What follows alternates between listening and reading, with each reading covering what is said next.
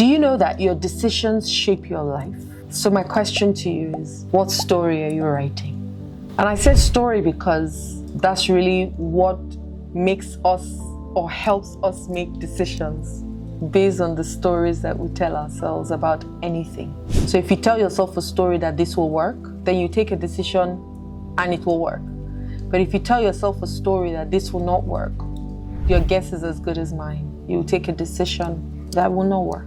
And so the big decisions should be made with vision, not with fear. And remember, we talked about how your vision has to be positive and has to be really, really big and be for the good of all. Because if you're doing something from a place of contribution, there'll be no fear. You'll be doing it from your heart. Because you'll just be imagining how other people will benefit from it and how you will feel from what they're benefiting from and how you have caused ease in people's lives. So you really and honestly want to make those decisions and big decisions from your vision, because it will really, really guide you. And if you always think about the end in mind, this is how it will look like, this is how it will be like, this is how I will feel like, then you can take those decisions so quickly and swiftly because you hold on to that feeling so deeply. And you hold on to that vision so deeply that you can almost taste it, you can almost smell it, see it, touch it, feel it as though it has just happened. And I'm so big in that space because honestly, I know what you see, you will get. So if you see catastrophe, it'll happen. And for people like me who are visual people, I see in pictures. You are saying something, I'm seeing it already in a visual that I personally will create. Not because you've given me the visuals, but I create the visuals and then I start to feel so bad from a negative visual, or I feel so good from a positive visual. And I choose positive. I always want to feel good, guys. There's just something about it that makes you, just want to be. When I started my company and I decided to do my YouTube channel, I had all fears, all kinds of things. Will people listen? Will people like me? Would I have followers? All kinds of things. Do I have to wear makeup? Do I have to change my clothes? After a while, I was like, well, they will see me with the eye of makeup. They will see me with fine clothes in their eye because they are too engrossed in what they are hearing that they forget what I'm wearing. Like, I had to start coming up with, because my vision was too big for me to allow those excuses stop me. What are your visions today? All the fears that I conjured, they dissipated. Because once I just saw, this is the world that I'll be creating just by being authentic and being me and being vulnerable and being obedient. I'm going to do it. And that's how I take a lot of decisions, to be honest. From my gut. I'm like, I felt it, I heard it, I'm going to do it. Some people say, but where did you hear it from? It's none of my business. As long as it's going to support, promote, empower, transform people, then for me, it's God that spoke to me. And who am I to tell God that I'm not going to do anything for him? So I get up and say, show me where you need me to go to. Who do I need to be today? Who do I need to serve today? Where do I need to go to serve those people? Decisions rooted in vision will create extraordinary lives. Not just for you, but for everybody around you. The people around me are benefiting big time just because I took a decision at some point in my life to turn my life around and change it for the better. And do it for me first, and then do it for other people. So what decisions are you making today? If it's not from a deep vision, it will be from fear. And the more people you see what your vision can do to bring ease to them, the better it is for you, honestly. The more people, Jesus fed people with what? Because he saw a vision, right? So what vision are you seeing? So today I want you to reflect on big decisions. Is it guided by fear or is it guided by your vision? If you reflect on that big decision that you need to take. For some people, it's to get out of a marriage. For some people, it's to get out of a relationship. For some people, it's to get out of a job. For some people, it's to start a job. For some people, it's to get married to that person. Because your vision is big and that person can help you bring your vision to life.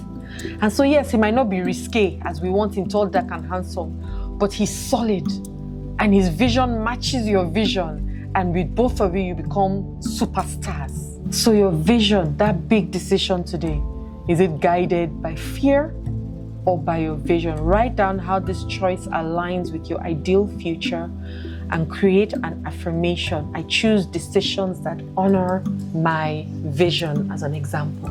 And start to do that. Choose decisions that honor your vision. Choose people that honor your vision. Not people that will take you away from that vision, but people that will lead you there. And honestly, if you are in the wrong relationship, it can finish you completely. Just like if you're in the right relationship, it can elevate you to heights that you least or never imagined, right? Small decisions also can create big changes. It could just be like, oh, if I do this thing today, now. That's a decision that you think is small, that you just need to do, that will make a big impact on the lives of you and all the people around you. Because you must take that decision. You must. As little as drinking a glass of water every day, deciding that every morning when I wake up, the first thing I will do is drink a glass of water so that I can rehydrate my system from all the work that it did all through the night. Just drink water first thing in the morning. That little decision. If you know the big change, that small decision will spark a ripple effect of healthier choices that would eventually transform your life. Because you can decide, okay, I drink this glass of water in the morning, but before my meal, I'll drink another glass of water. Before lunch or break time or brunch, I'll drink another glass of water. Before my dinner, I'll drink another glass of water. Before I go to bed, I'll have another glass of water. You would have had 5 glasses of water that will fill you up, that will nourish you, that would help remove toxins from, the ripple effect is massive. But it seemed like a small decision. Take a decision to meditate for 5 minutes every day. 5 minutes only. See what will happen 1 month down the line. Take a decision to do your mirror work exercise. Stand in front of your mirror. What I love about you is, what I'm proud of you for is, what I forgive you for is, and what I commit to you to do is. I find 7 things. I love my hair. I love my smile. I love my skin.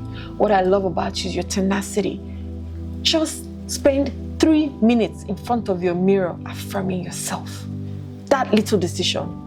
By the end of the year, you would have taken 365 days times 3 minutes. See the up spiral of your life change just by taking that little decision. Just by seemingly little decision can change your life completely forever. Just by going to an energy class to learn how to calm down your nervous system and use the tip or tool every time you have the opportunity. How would your life be 6 months down the line? What are you going to do differently today? Because your emotional decisions can also lead to regret. They can, whether you know it or not. If you make certain emotional decisions that affect without, you want to add a bit of logic and emotion to it. So as we speak about decisions, remember that emotional decisions can lead you to a place of pain and regret. I remember a woman who quit her job out of anger. She said, I don't like the way he spoke to me, and so I resigned.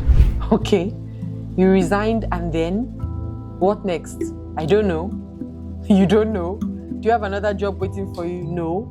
What are you going to do next? I don't know. I just wanted to show him that he has no power over me. Okay, I hear that. And then now you're jobless. Now, could she still have resigned? Yes. I wasn't stopping her from resigning, but the way and manner in which it happened was what I had a challenge with. How are you going to not take those kind of big decisions out of an illogical place? Because when you're angry, you're actually not thinking logically anymore. At that point, you're thinking, I just want to shut down. You're either fighting or flighting or freezing or fawning or trying to fix, so your nervous system is all around the place. So your emotional decisions, you have to be careful that you're making the right ones. Sometimes even, I just love him and that's why I bought him a house. Do you really know him? To have bought him the house? So you want to look at your decisions and ask yourself, where are you making this decision from? Is it from a vision for the greater good of myself and other people? Or is it an emotional one that is selfish and out of anger? because you will have all kinds of emotions. Sometimes it's just out of abandonment. You lock yourself up and say, I will never love again. That's a decision. That's an emotional decision that you can suffer and regret all your life. Because who's going to suffer love? You. Who's going to suffer receiving love? You. Right?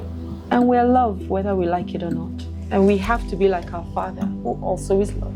So we've talked about decisions and how they can make or break you, how you can take quick decisions because sometimes you need to without having to ask 20 people what they think, but you can take a decision and stand by it. We talked about how your emotional decisions also, especially out of the negative ones, can make you do things that you will regret. But sometimes even some positive emotions can make you, go out of, especially if you're 100%, because you want to be in between logic and emotional. Even if I know that if there's a battle between logic and emotions, your emotions will always win. But you want to find that sweet spot between where you're asking yourself, what does my head want right now? And then you're asking yourself, what does my heart want right now? And then maybe you can go a little bit deeper. What does my soul want right now? Ask yourself, you can ask. There's so many answers your body will give to you if you're in tune with your body and if you're aware of the power that you carry within you. Make the right decisions today so that you can live a better life. That's what I choose for you. Unfortunately, I cannot choose for you. Hi there, my name is Adiola Kingsley James.